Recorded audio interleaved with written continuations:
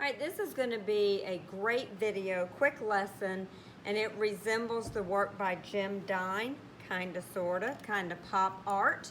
So what you're going to need to do is, of course, you'll need your handy dandy pencil and your whoopsie daisy eraser, but you're also going to need some things around the house, tools, kitchen stuff. So I'll show you what I just ran to the cabinet and grabbed. I grabbed a pizza cutter, I grabbed some whiteout, some scissors, a hole puncher, a stapler, and a spoon. That might be too many things. Don't know. We'll find out. You do not have to have these items. Just get between 4 and 6 different items and bring them back to your workspace. All right, so the first thing I'm going to do is I'm going to pick one of my items.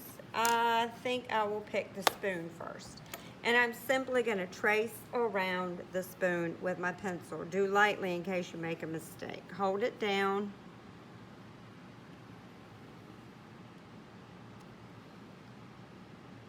Glad I chose the largest one. It fills up the whole page diagonally nicely. Okay, I don't want to do that one again. So now I'm going to take my pizza cutter and I'm just going to lay it on there. Doesn't matter where. And I'm going to hold it down to the best of my ability, that handle roly-rollies.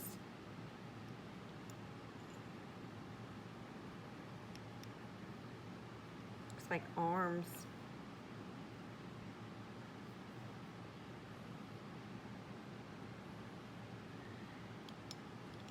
Alrighty. I think I will use my stapler now.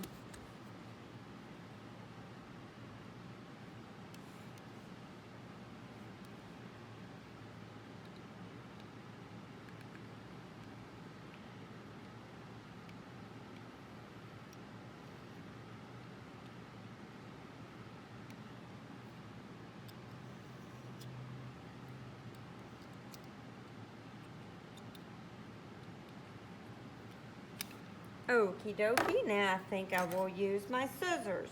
I can use them open or closed. I think I'll use them open and be very careful not to cut myself. And these are overlapping, so we're not drawing them side by side. The whole thing for the lesson is overlapping.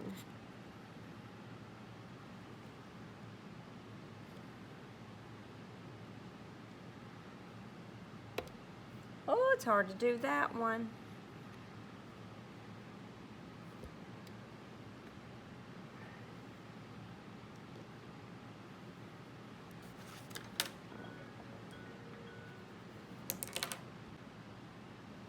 All right, so I have a hole puncher left and I have a bottle of whiteout left. So I may not use them all.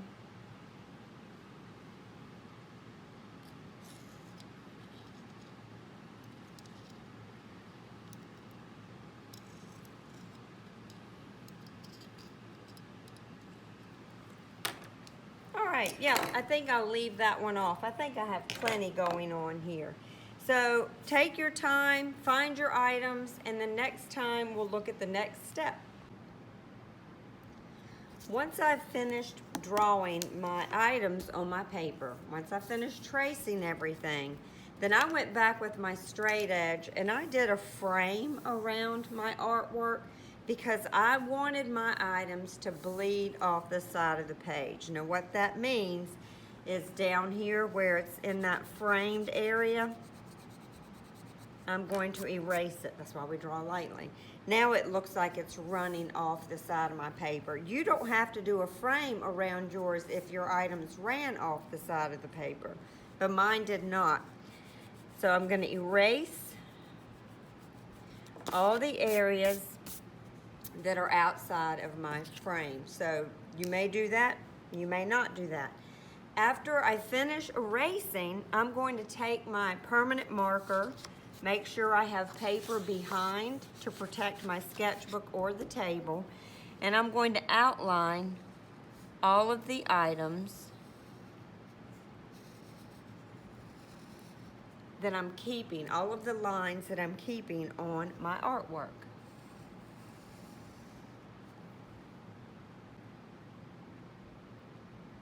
Once I have everything outlined, and you can see that it makes a really nice contrast with the frame around it with the items running off the side of the page. Just add some interest, that is up to you. So what we're going to do now is we're going to choose 3 areas, and we're going to put a little W on those, and those are the areas that we are going to leave white. So I think I will leave, this one white. Lightly put a little W. I think I will leave this one white. And maybe I will leave, I don't want it right next to either one of these. So I think maybe I'll leave this one white. Now, if you decide you don't like those areas white because they're right next to each other, just erase the W, but you don't want 2 areas right next to each other that you're leaving white. This is for some added emphasis. So after you choose your areas that you want to leave uncolored and unpatterned, you're going to pick 3 areas that you want a pattern. I think I'm going, and I'm just going to put a P there lightly so I won't forget. P for pattern there. I think I'll put a, I think I'll do a P for pattern here. And maybe, I'm not sure I want it side by side. So I think I'll put a P for pattern here. Okay? I like that. That's good. All right, so in the resources, there are some pattern sheets, examples of lines and patterns. You may use these, or you may use your own ideas for patterns, but I think I'm going to use this one, and I'm going to pick 3 patterns to put in the areas that I put the letter P. Any one will do. So I'm going to do that, and I'm also going to go ahead and get some colored markers to go over those lines. So I outlined this in black, and now I'm going to switch over to some color. So I'll be right back to show you what mine looks like. So I want you to notice that in the areas that I put the patterns, I did the patterns very close together so that it really occupied that space.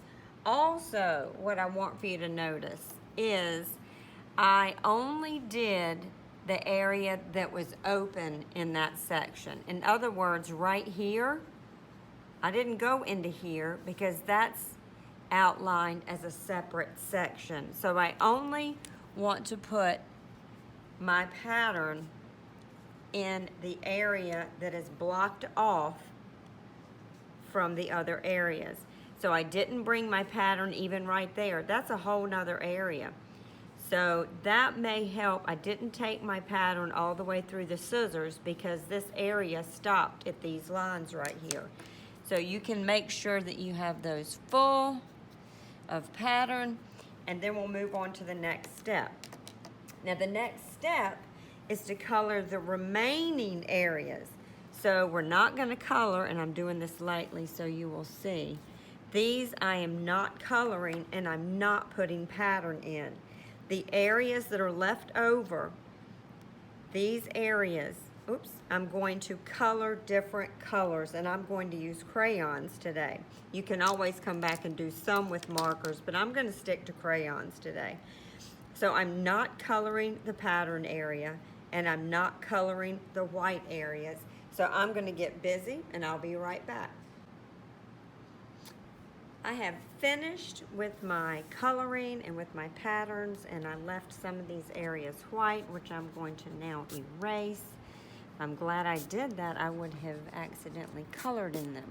So have a really good time with this project, and we'll see how yours turns out.